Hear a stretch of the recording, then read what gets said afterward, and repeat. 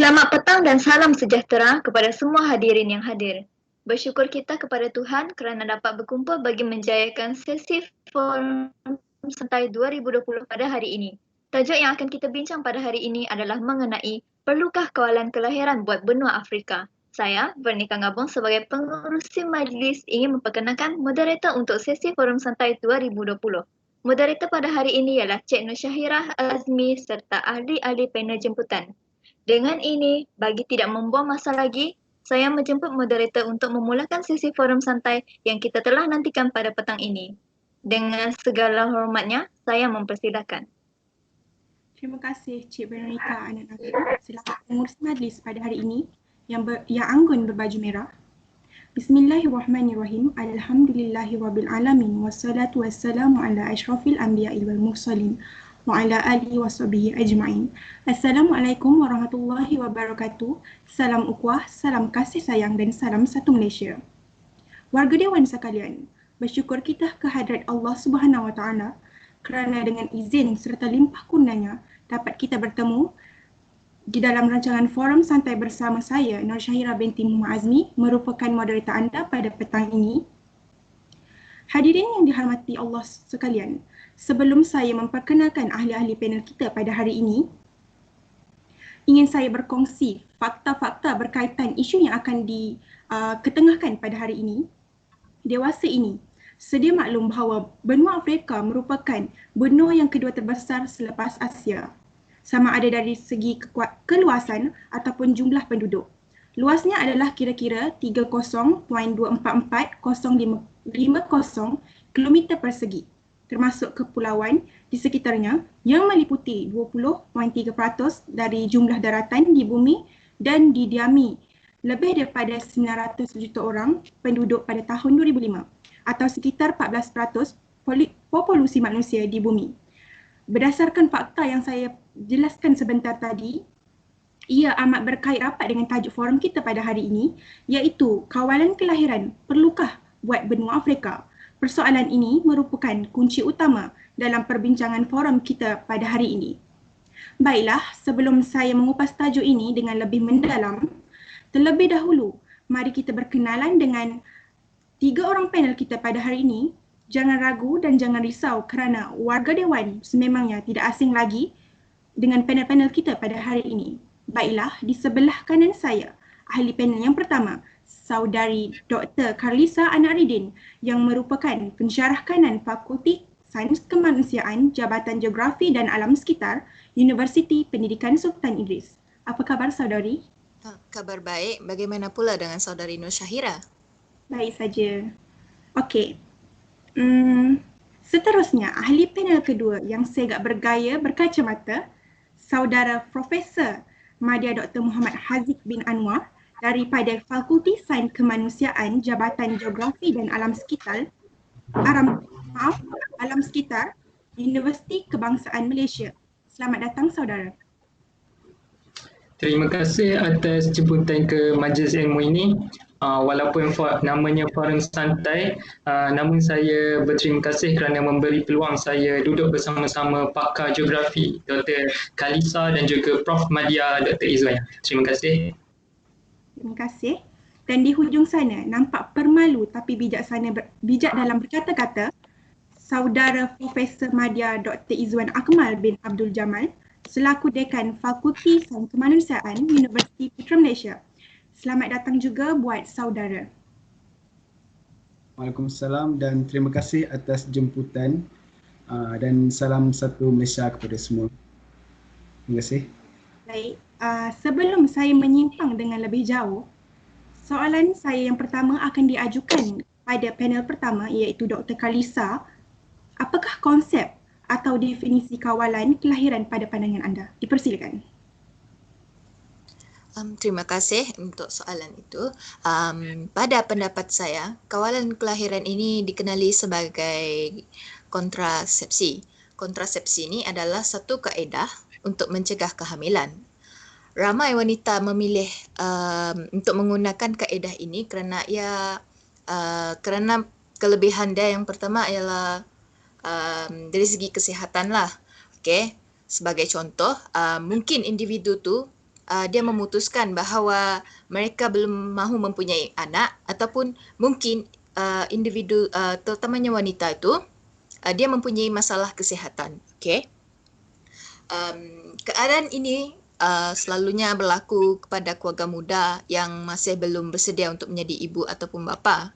Selain itu, kawalan kelahiran ini juga mungkin berkaitan dengan masalah kesihatan macam yang saya cakap tadilah. Okey. Itu saja dari saya. Terima kasih kepada panel pertama kita atas lontaran konsep yang utuh lagi berisi.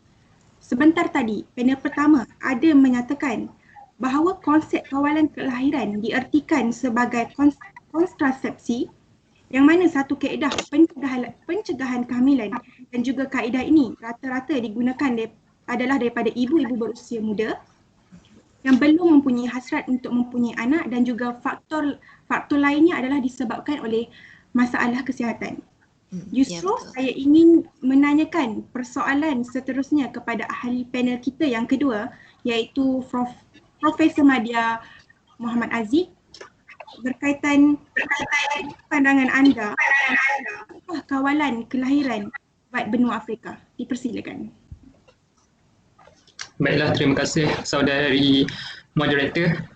Baiklah, pada pandangan saya kawalan kelahiran di benua Afrika sangatlah digalakkan. Namun pada zaman ini ianya lebih vital, iaitu penting untuk menjaga kelahiran, kerana secara faktanya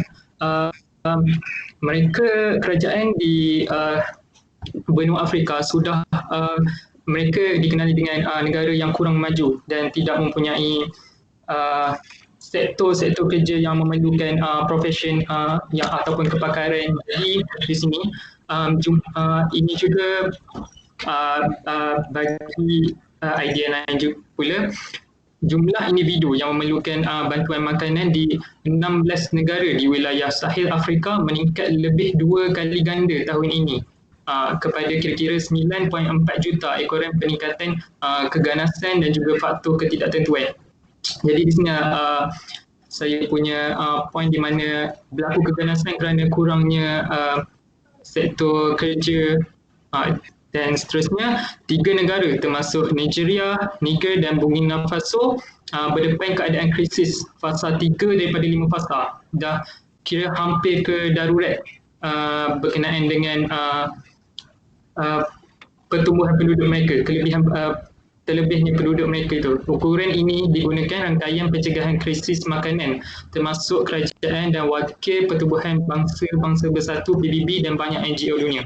Jadi jika kita tengok pada isu semasa pula, penduduk Afrika ni terlalu ramai mengakibatkan mereka berdepan risiko kematian andai langkah pencegahan berkesan untuk membendung wabak COVID-19 yang sekarang ni tidak dilaksanakan pihak berkuasa. Dr. Izwan dan juga Dr. Kalisa, Profesor Izwan, kira-kira 29 hingga 44 juta orang lagi akan dijangkiti pada tahun ini, tahun pertama wabak ini.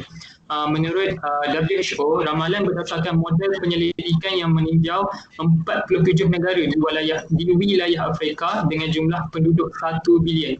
Penyelidikan ini mendapati negara-negara di Afrika yang lebih kecil, iaitu Algeria dan Cameroon, dikategorikan berisiko tinggi. Peningkatan kes bahkan mencetuskan kemasukan pesakit ke hospital yang ramai, mengatasi kemampuan kemudahan perubatan yang ada di kebanyakan negara Afrika kerana terlebihnya penduduk. Kira-kira 3.6 hingga 5.5 juta pesakit COVID-19 akan dimasukkan hospital, termasuk 52,000 hingga 107,000 kes kritikal yang memerlukan alat bantuan pernafasan. Jadi mengenai pendapat saya tentang kawalan kelahiran di benua Afrika, boleh dikategorikan sebagai mereka perlu mendesak kerajaan untuk lakukan pendekatan kawalan kelahiran. Itu saja pada pendapat saya. Terima kasih. Okey, baiklah, terima kasih. Terima kasih kepada panel kedua atas pandangan yang amat bernas sebentar tadi. sekarang sudah terang lagi bersuluh berkaitan isu-isu di benua Afrika yang dinyatakan oleh ahli panel kedua kita, iaitu mengenai jumlah individu yang memerlukan bantuan makanan mendesak di 16 buah wilayah.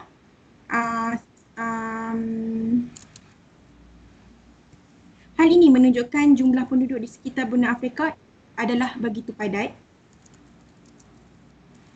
Persoalan yang sama adalah perlukah kawalan kelahiran di benua Afrika? Jika dua orang panel kita tadi menerangkan tentang konsep kawalan kelahiran dan pandangan mengenai kawalan kelahiran perlu dilakukan atau tidak di Afrika, yang mana telah dihuraikan dengan selengkapnya dengan fakta-fakta yang berusul. Seterusnya saya ingin meminta pendapat panel ketiga, iaitu Profesor Madya Dr. Izwan. Pada pandangan anda, apakah faktor-faktor utama yang berlaku dalam peningkatan dalam kadar kelahiran yang berlaku kini di benua Afrika? Silakan. Terima kasih saudari moderator. Okey, soalan yang cukup baik. Okey, antara faktor-faktor lebihan penduduk di setengah benua Afrika ini adalah yang pertama, kegagalan amalan perancangan keluarga. Ini mungkin kerana halangan agama, adat dan taraf pendidikan yang masih rendah, terutama di kawasan yang luar bandar. Okey. Oleh itu, daripada kegagalan amalan perancangan keluarga ini perlulah kerajaan ataupun masyarakat di sana itu sendiri mengambil inisiatif untuk membuat amalan perancangan keluarga, dan saya sertakan di sini faedah-faedah perancangan keluarga.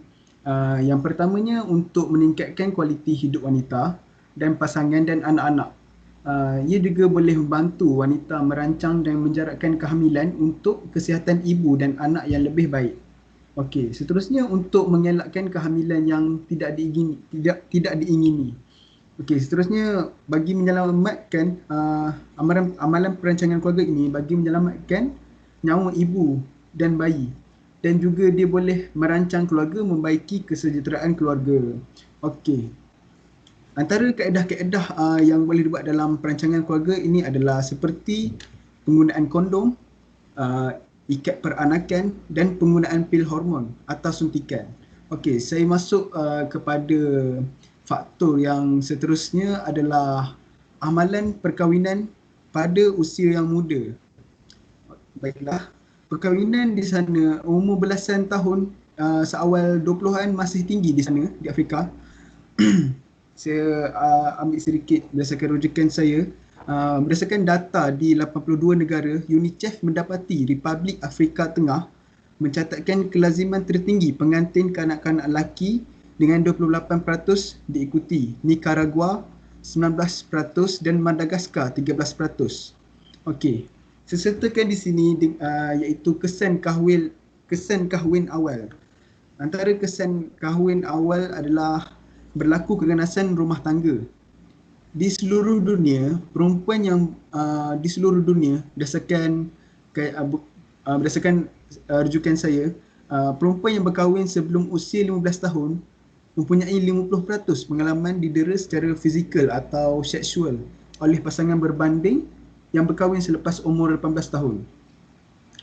Okey, kesan kahwin awal juga boleh menggalakkan aktiviti seksual pada terlalu awal. Tubuh badan mereka tu masih berkembang dan mereka melakukan aktiviti seksual itu terlalu awal dengan pendidikan seks yang kurang dan tidak mengetahui hak mereka sebagai seorang wanita dan tentang kesihatan reproduktif mereka. Okey, maafkan saya tersasul dia. Okey, baiklah. Saya masuk kepada faktor yang ketiga, lebihan penduduk di sesetengah benua Afrika ini adalah keperluan buruh keluarga. Ini dalam sektor pertanian di kawasan luar bandar. Sebagai contoh, di Somalia, Uganda, ia bergantung kepada tenaga buruh keluarga yang tinggi bagi menjimatkan kos pengeluaran. Oleh demikian, kesannya kadar kelahiran akan meningkat. Okey, masuk pada faktor yang keempat. Okey, banyak juga faktor yang saya sediakan di sini. Faktor yang keempat adalah sering berlaku konflik. sering berlaku konflik ini, keadaan negara-negara di benua Afrika rata-rata ketinggalan dan terbelakang kerana sering terdapat konflik kepentingan atas penguasaan sumber semula jadi di sana. Ini kerana sumber semula jadi cenderung melimpah dan latar belakang pendidikan yang kurang bertentangan, sering berlaku yang berakhir adalah penguasaan sumber semula jadi dan orang-orang di sana akan menjadi mangsa lah. Okey, sering berlaku konflik juga apabila eksploitasi wanita seperti dirogol dan kelahiran yang tidak terkawal di kamp pelarian. Wanita-wanita di sana banyak dirogol di kamp-kamp pelarian. Okey, saya masuk kepada faktor yang kelima. Faktor yang kelima ini adalah berkaitan dengan pemerintah di sana, iaitu sebilangan besar pemerintah di negara-negara Afrika misalnya juga sukar memberikan penyelesaian. Bagi masalah kelahiran yang tinggi ini, mereka tidak melihat ini sebagai keutamaan dan melihat masalah berkaitan kelahiran, kontrasepsi dan seksualiti adalah masalah yang sensitif. Ini kerana budaya patriarki masih sangat tebal dan budaya yang cara seperti mendapat perhatian suami adalah melalui kehamilan sehingga benar-benar terus mendorong langkah pertambahan penduduk di sana. Apa yang dimaksudkan dengan budaya patriarki? Budaya patriarki ini adalah sistem sosial yang meletakkan lelaki sebagai pemegang kuasa utama dan mendominasi peranan kepimpinan politik di sana. Okey. Okey, seterusnya sememangnya apa yang saya ceritakan di sini berbeza dengan Afrika Selatan, di mana Afrika Selatan adalah sebuah negara maju dengan penduduk yang berpendapatan sederhana. Negara Afrika Selatan ini kaya dengan galian, terutamanya galian bernilai tinggi seperti emas, platinum dan berlian. Ia juga mempunyai sistem kewangan perundangan, telekomunikasi, tenaga, infrastruktur yang maju dan moden. Maksud saya di sini, bukannya semua di benua Afrika itu mengalami lebihan penduduk ataupun penduduk yang banyak. Berbeza, tidak semua. Okey, itu saja daripada saya. Saya serahkan kepada moderator. Okey, terima kasih. Sungguh intelektual pemikiran saudara panel kita yang ketiga. Tidak dapat disangka lagi bahawa kemelut kepadatan penduduk di setengah kependudukan benua Afrika mempunyai faktor-faktornya yang tersendiri, antaranya seperti mana yang diperkatakan oleh panel kita yang ketiga tadi, adalah disebabkan faktor kegagalan amalan perancangan keluarga, amalan perkahwinan pada usia muda dan sebagainya. Seterusnya, untuk menghangatkan isu forum kita pada petang ini, saya akan meneruskan sesi soal jawab kepada panel pertama kembali, iaitu Dr. Kalisa. Okey, pihak mana yang bertanggungjawab dalam menyelesaikan permasalahan ini? Sebenarnya terletak di bahu siapa? Atau lebih mudah, langkah-langkah berjaga-jaga yang perlu dititikberatkan dalam menangani permasalahan ini. Dipersilakan panel ketiga. Maaf, panel pertama kita. Okey, tidak mengapa. Untuk pertanyaan tadi, okey, langkah berjaga-jaga yang perlu dititik beratkan dalam menangani masalah ini, pada pendapat saya, apa yang boleh dilakukan ialah kerajaan di negara itu sendiri, okey. Kerajaan di negara itu sendiri dia boleh mengambil langkah, dia boleh menjadikan contoh sebagai macam negara China yang mengamalkan dasar saiz keluarga kecil seperti melaksanakan polisi satu keluarga satu anak. Okay. Jika keluarga satu buah keluarga itu dia mempunyai ramai anak, okay, kerajaan boleh mengenakan tindakan ataupun mengenakan denda ataupun menaikkan cukai pendapatan ataupun memotong pemberian subsidi yang memotong subsidi serta lain-lain yang kepada keluarga yang memiliki bilangan anak yang melebihi had yang ditetapkan. Okey, untuk langkah yang kedua, kerajaan juga boleh menetapkan satu syarat, iaitu melewatkan had umur layak berkahwin. Macam contoh, kita ambil contoh negara Malaysia, di mana Malaysia, negara kita mengamalkan menetapkan bahawa individu yang berumur 21 tahun ke atas boleh berkahwin. Okay? Bawah daripada 21 adalah tidak layak dan tidak sah. Okay? Dengan langkah ini, dia sekaligus dapat mengurangkan fertility ataupun kesuburan di kalangan wanita. Okay. Untuk langkah yang seterusnya, kerajaan juga boleh melaksanakan program perancangan keluarga untuk menjarakkan kelahiran seperti penggunaan kondom, macam yang diperkatakan oleh Profesor Madya Dr. Izwan. Okay. Itu penggunaan kondom ataupun pil-pil perancang ataupun sebagainya, kaedah-kaedah bagi mengurangkan kadar peningkatan kelahiran di negara tersebut. Okey, untuk langkah yang keempat, meningkatkan peluang dan jumlah wanita berkerjaya dalam bidang-bidang profesional. Contohnya bidang-bidang profesional seperti polis ataupun guru ataupun sebagainya.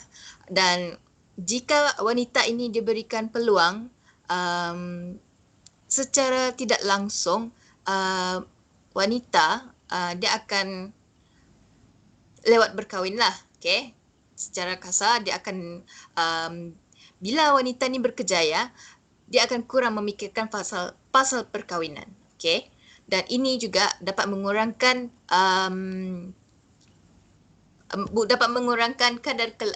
kadar peningkatan kelahiran di negara tersebut.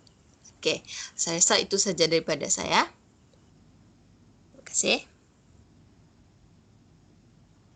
Terima kasih panel kita. Begitu hebat ya kata-kata dan pendapat yang cuba diutarakan oleh panel kita sebentar tadi. Memang tidak dapat disangka lagi bahawa semua pihak harus bekerjasama dalam menggalas tanggungjawab dalam menangani permasalahan ini. Dari terus berlanjutan, bak kata pepatah, bersatu kita teguh, bercerai kita roboh. Seterusnya, ingin saya mengajukan kembali kepada panel kita yang kedua, iaitu Profesor Madya Dr. Muhammad Hazi. Apakah bentuk cabaran yang dihadapi oleh setiap pihak yang terlibat dalam mengurangkan peningkatan kadar kelahiran yang kian hari kian meningkat dan agak membimbangkan? Dipersilakan. Baiklah, terima kasih saudari moderator. Antara cabaran yang kerajaan hadapi, yang pertama ialah kadar pengangguran masih berlaku, dan yang merisaukan negara benua Afrika tersebut ialah kadar pengangguran masih berlaku dan masih tinggi kerana aras penduduk tidak boleh ditampung dengan kemampuan sumber, kerana sektor pekerjaan tidak dipelbagaikan. Contohnya, sekiranya kerajaan mewar-warkan pendekatan mereka mengenai kawalan kelahiran kan, sudah pasti mereka menjanjikan insentif kan. Jadi rakyat high hope terhadap pendekatan yang diberikan oleh kerajaan, tapi namun kerajaan juga disebabkan negara mereka sedikit mundur, kerajaan tidak dapat pelbagaikan sektor pekerjaan, dan ini di setengah negara kadar pengangguran melebihi 3%, sama juga di Indonesia, di benua Afrika ini. Dan seterusnya, yang seterusnya akibat daripada kekurangannya sektor pekerjaan itu tadi, sektor pekerjaan tidak dipelbagaikan tadi menyebabkan fenomena kemiskinan dan masih berlaku kemunduran, kerana berpunca daripada pendapatan per kapita yang rendah, ekoran penduduk masih lagi ramai, dan juga kita sedia maklum kan, keluarga di negara Afrika mereka lebih prefer melahirkan anak lelaki kerana mereka nak anak lelaki ni ikut ketua keluarga bekerja, mendapatkan gaji kan. Jadi bila adanya pendekatan pengawalan kelahiran ini jadi sukar kepada sesetengah keluarga kerana pendapatan keluarga menjadi kecil. Jadi kesannya kuasa beli dan tabungan menjadi rendah. Jadi ini menyebabkan bila kurangnya kuasa beli tu ekonomi sekadar secukup hidup, ekonomi di negara itu, dan keluarga hanya memenuhi keperluan asas sahaja. Dan cabaran seterusnya kepada kerajaan, bebanan kerajaan sangat besar kerana masalah perumahan, kerana kos rumah tinggi dan ini akan menyebabkan fenomena setinggan lah. Lepas tu bebanan kerajaan seterusnya ialah peruntukan kerajaan terpaksa diberikan untuk menyediakan kerana sudah pasti pendekatan kawalan kelahiran ini mereka menjanjikan insentif-insentif kepada rakyat yang mengikut kata kerajaan untuk mengawal kelahiran mereka lah. Jadi beban kerajaan bertambah. Terpaksa berhutang dengan Bank Dunia dan juga IMF. Jadi itu sahaja pada pendapat saya mengenai cabaran kerajaan di benua Afrika. Terima kasih. Begitu hebat sekali wacana yang dilontarkan oleh panel kita sebentar tadi. Diharapkan cabaran demi cabaran yang ada dapat sama-sama diselesaikan dengan baik dan segala kemelut yang timbul dapat diharungi bersama-sama. Seterusnya soalan terakhir kepada panel ketiga iaitu Profesor Dr. Izwan. Yes, sir. Jadi, apa pandangan anda sesuai ataupun tidak pendekatan kawalan kelahiran di negara Afrika? Dipersilakan. Baiklah. Okey, bagi pandangan saya memang sangat sesuai lah. Untuk menyokong pandangan saya itu sesuai ialah bagi yang pertamanya bagi mengelakkan kebuluran. Saya petik di sini dari BH Online, kira-kira 9.4 juta penduduk dalam keadaan memerlukan bantuan segera bagi tempoh Oktober hingga Disember 2019 di 16 negara yang dianalisa, termasuk 4 juta di Nigeria, 1.5 juta di Niger dan 1.2 juta di Burkina Faso, tidak termasuk Liberia. Okey, seperti lagi di akhbar, menjelang Jun hingga Ogos 2020, 14.4 juta orang dijangka berada dalam situasi krisis atau lebih teruk, termasuk 1.2 juta dalam situasi darurat, iaitu dalam fasa 4. Okey, ianya seterusnya ini sesuai bagi bila macam mana ada lebih terlalu ramai penduduk ini bagi mengelakkan masalah kesihatan yang terlalu teruk, seperti untuk mengelakkan berlaku jangkitan antara penyakit dan sebagainya lah. Okey, seterusnya ia kerana untuk mengelakkan masalah kemiskinan yang tinggi yang menyebabkan pekerjaan semakin terhad, seperti mana yang panel 2 cakap tadi berkaitan dengan tiada pekerjaan tu kan. Inilah penyebabnya. Dan okey, seterusnya ia juga dapat mengurangkan masalah sosial. Masalah sosial di sini bila berlakunya terlalu ramai penduduk dan tiada peluang pekerjaan, boleh berlakunya seperti masalah kes kecurian dan sebagainya. Rogol. Okey. Seterusnya apabila kita dapat mengurangkan kelebihan itu kan, kita juga dapat merancang keluarga dengan lebih sempurna.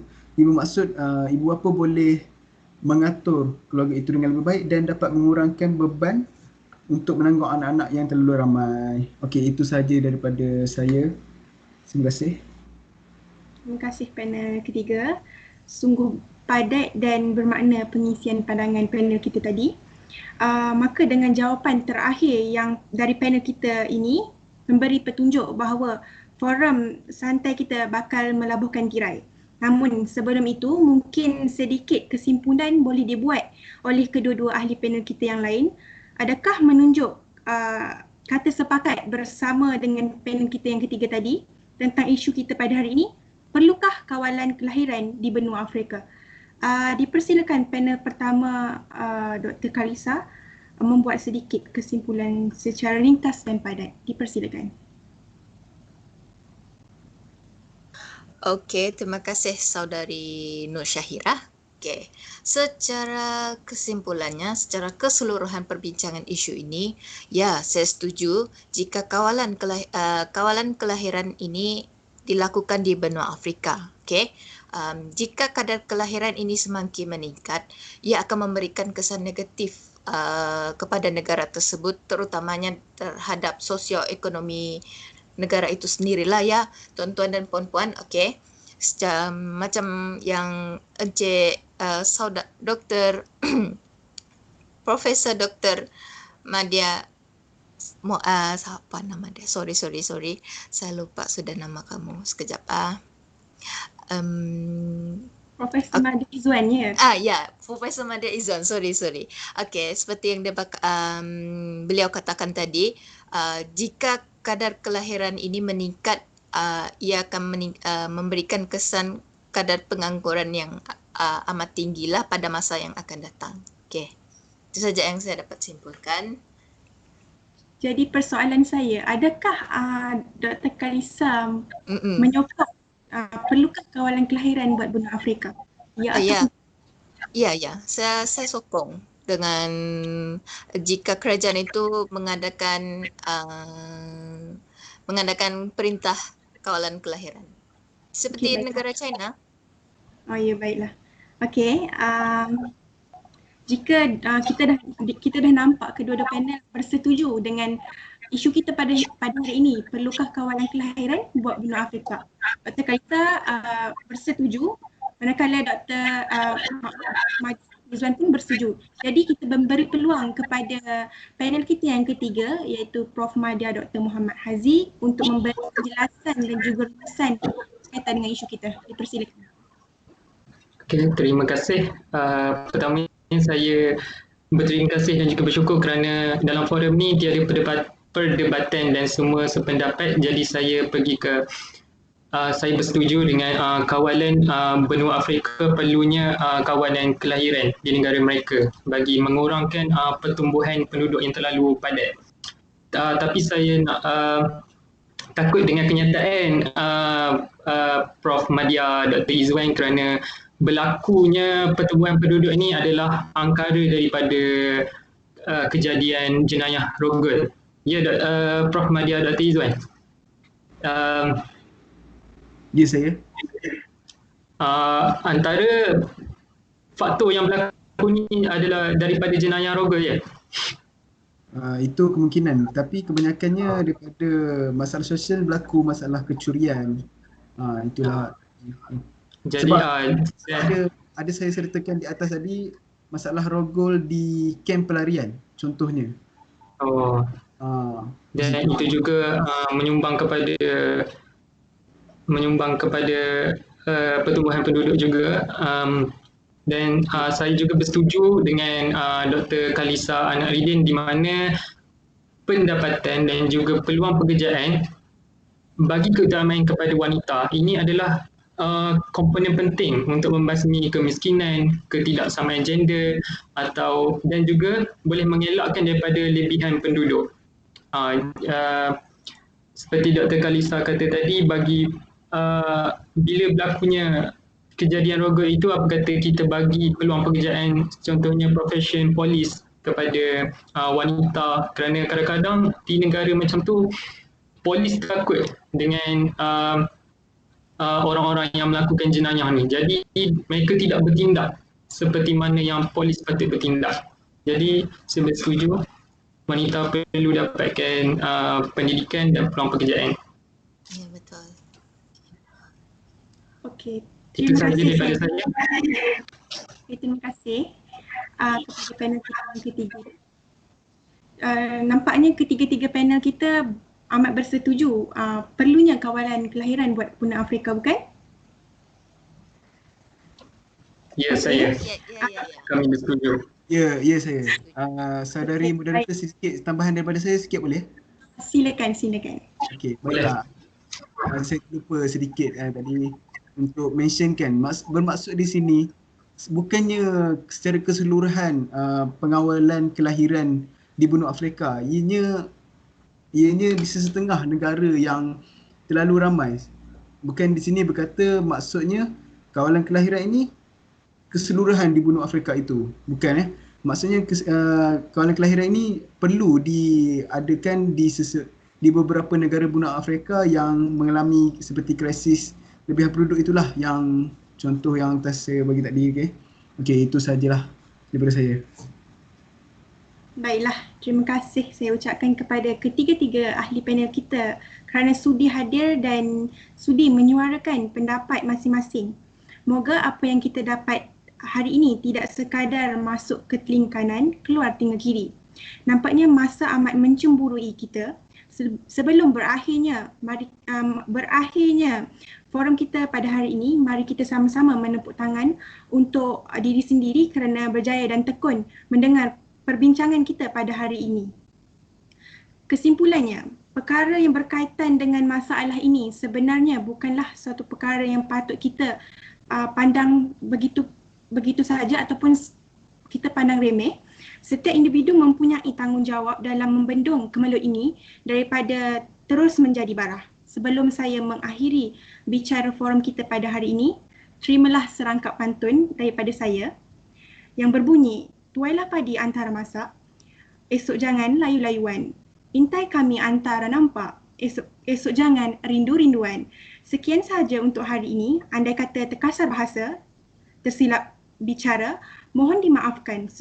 Sesungguhnya yang baik itu datangnya daripada Yang Maha Pencipta dan yang tidak baik itu datangnya daripada saya sendiri. Wallahu alam. Saya akhiri forum santai kita pada petang ini dengan wabillahi taufik wa hidayah. Wassalamualaikum warahmatullahi wabarakatuh. Tuan-tuan dan puan-puan, sesi forum santai kali ini memperlihatkan hujah-hujah dan pendapat yang bernas untuk kita sama-sama renungkan. Kita telah sampai di penghujung rancangan dan diharapkan semua mendapat ilmu atau input yang amat berguna kepada semua hadirin yang hadir. Terima kasih saya ucapkan kepada moderator dan para panel jemputan yang sudi bersama kita pada petang ini dalam menjayakan forum santai 2020 pada petang ini. Mohon maaf dipintas kiranya terdapat kesilapan atau kekurangan daripada pihak kami. Sekian, terima kasih.